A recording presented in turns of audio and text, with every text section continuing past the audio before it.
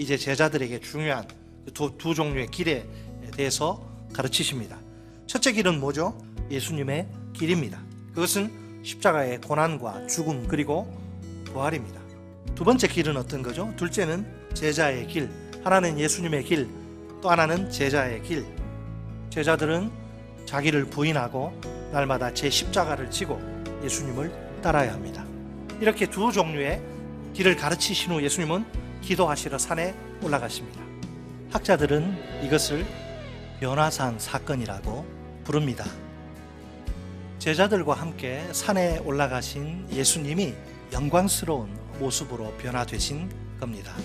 예수님의 외모가 눈뜨고 자신을 이렇게 똑바로 쳐다보기 힘든 그 정도로 아주 영광스러운 존재로 변화된 겁니다.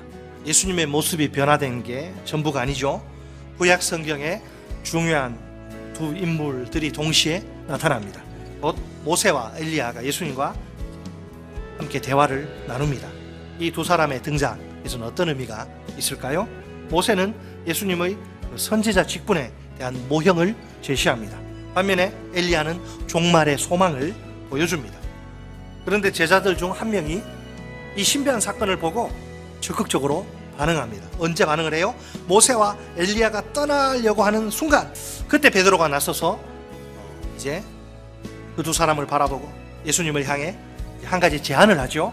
주여, 우리가 여기 있는 것이 좋사오니 우리가 초막 셋을 짓되 하나는 주를 위하여, 하나는 모세를 위하여, 하나는 엘리야를 위하여 하사이다. 베드로는 그 좋은 분위기를, 행복한 분위기를 그냥 쭉 하여튼 할 수 있는 대로 최대한 그냥 엿가락처럼 늘려가지고 그렇게 유지하기를 소망한 거죠.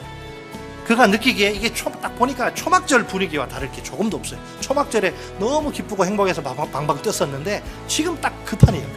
반면에 예수님과 제자들은 그 산에 눌러 앉으면 안 돼요. 그 산에서 땅으로 내려와야 합니다. 다시 세상 속으로 들어가야 돼요.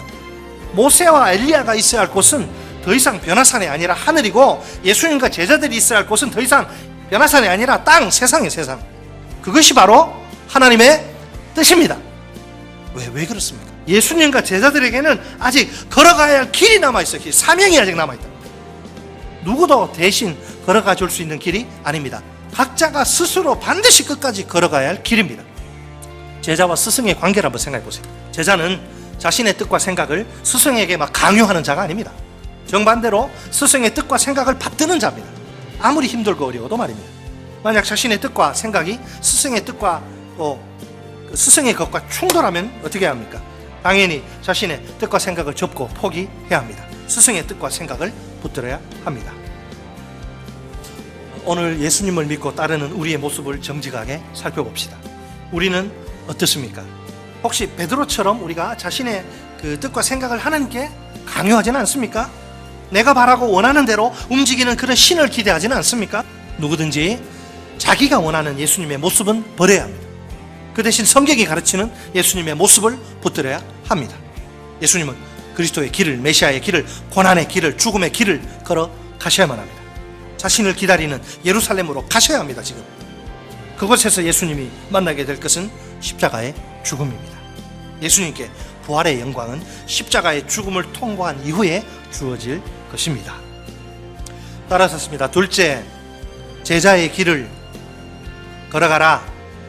예수님의 메시지를 받아들여야 합니다. 일반적으로는 두 가지 메시지가 중요합니다. 하나는 베드로의 그 신앙 고백 이후 예수님이 자신의 앞날 운명에 대해 주신 메시지죠. 예수님은 반드시 고난을 겪으셔야 합니다. 다른 하나는 예수님을 따르는 제자들의 길에 대해 주신 메시지입니다. 제자들은 꼭 자기 부인과 자기 십자가의 길을 걸어가야 합니다. 우리 모두 자기를 부인합시다. 날마다 자기 십자가를 지고 예수님을 따릅시다. 이 길 끝에 영생의 축복이 있습니다. 십자가 없는 고난, 십자가 없는 영광 존재할 수 없습니다. 현재 고난과는 비교할 수 없는 미래의 엄청난 영광이 우리를 기다리는 중입니다. 우리가 이 고난을 통과할 때 마침내 저 영광에 이르게 될 줄 확실히 믿습니다. 다시 한번, 우리가 이 고난을 잠시 잠깐의 짧은 가벼운 고난을 통과할 때 마침내 저 영원한 저 무거운 영광에 이르게 될 줄 확실히 믿습니다. 너희는 그의 말을 들으라.